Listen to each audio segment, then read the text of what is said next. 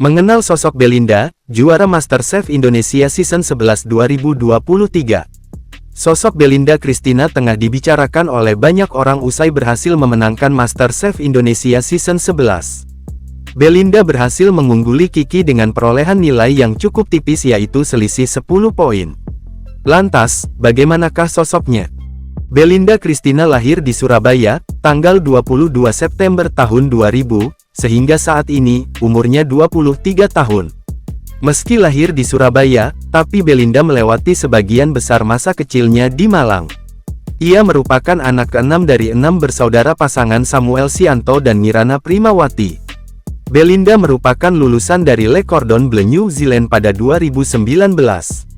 Pada saat babak audisi yang ditayangkan pada tanggal 26 Agustus tahun 2023, Belinda mengolah hidangan Thai Duck Red Curry.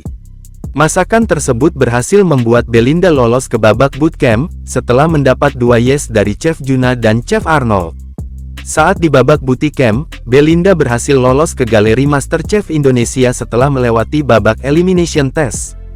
Selama di galeri, penampilan Belinda terbilang stabil. Ia memenangkan 2 challenge individu dan 3 kali challenge tim.